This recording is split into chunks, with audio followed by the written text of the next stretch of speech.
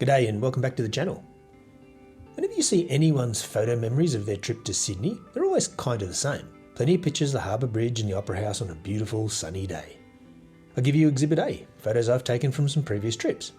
But just like any other place, it's not always picture perfect in Sydney, and this 4-day trip was 4 days of miserable, dreary rain. And it was awesome. Sydney still shone.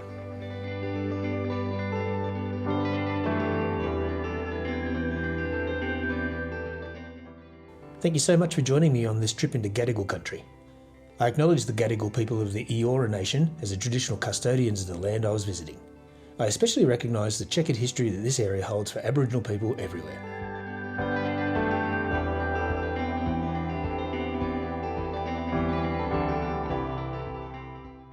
One thing I always love when I'm getting out and about in Sydney is the buildings. There's no Gothic castles or pyramids or ancient ruins here. There's only a couple of 100 years worth of history in Sydney, but the buildings have real character. Sandstone is everywhere, especially in the older parts, but it's the attention to detail that always catches my eye. There is real craftsmanship on display everywhere. You know, back in the day when people took more pride in their work than their big-ass utes.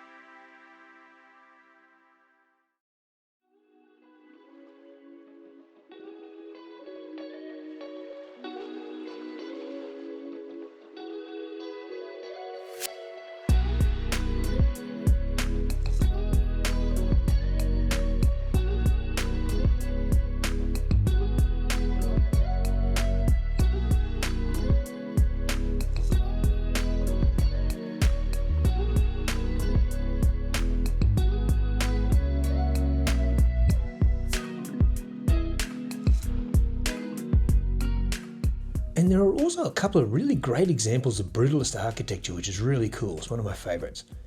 The Sirius at the Rocks is being refurbished at the moment, which is awesome. I think it's my wife's favourite building.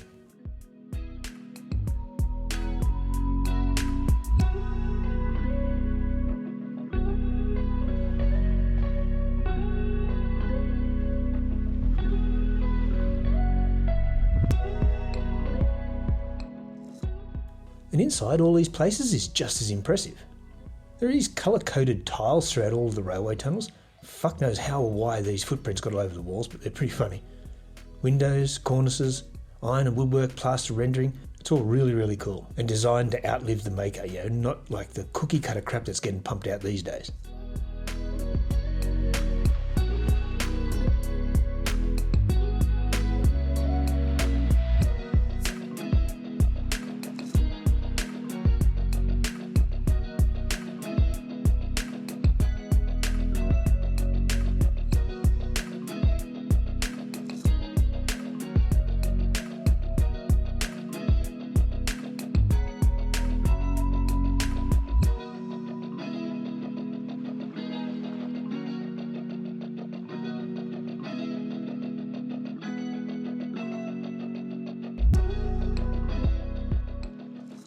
And the thing is, it's just as pristine as it was the day it was built for the most part. Even the most hardcore graffiti vandal appreciates this kind of art.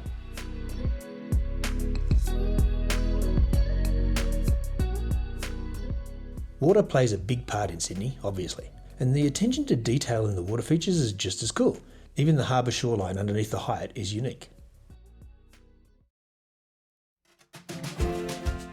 But more often than not, it's the quirky little things that I see that make me smile when I'm out and about exploring. These colourful stencils on the ground at the rocks.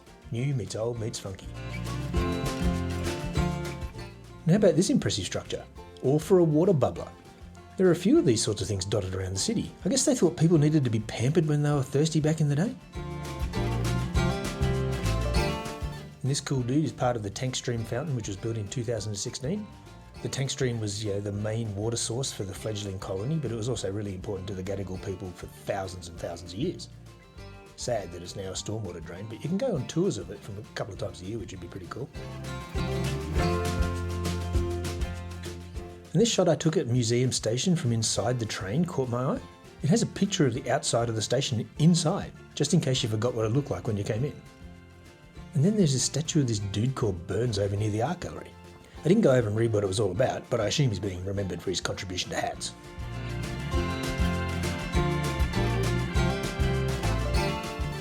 And how about this numbat, forever preserved like this in the Australian Museum?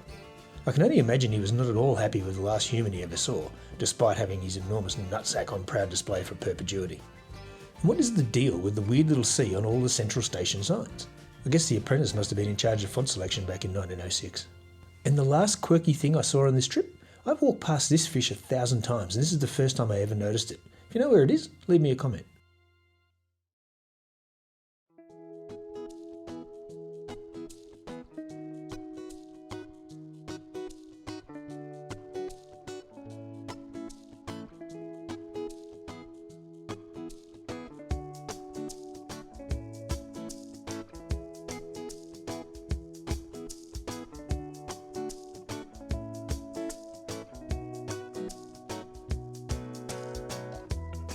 Now, no trip to Sydney would be complete without a walk or a run through the Botanic Gardens and the Domain. It's an amazing part of the world, right on the doorstep of the city. It's 95% the same every time I visit, but it's that 5% that changes that catches my eye and it's very, very cool. Enjoy.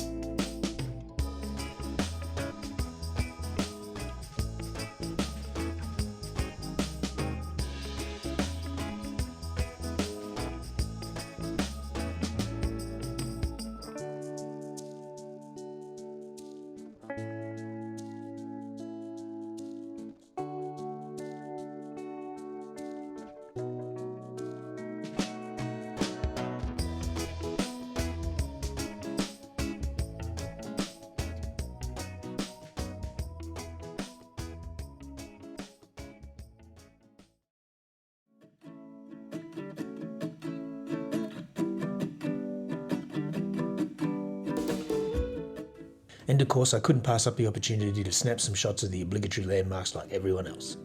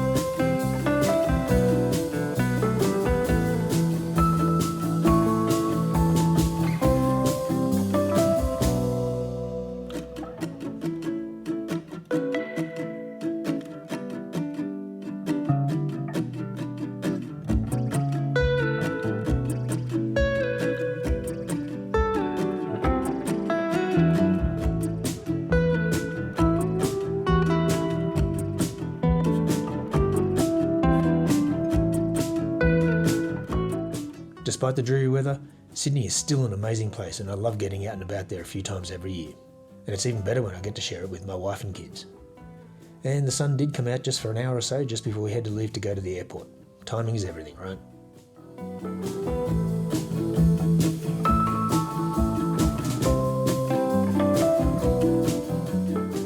Well, that's it for this trip. Thanks for joining me once again, and I hope to see you again soon.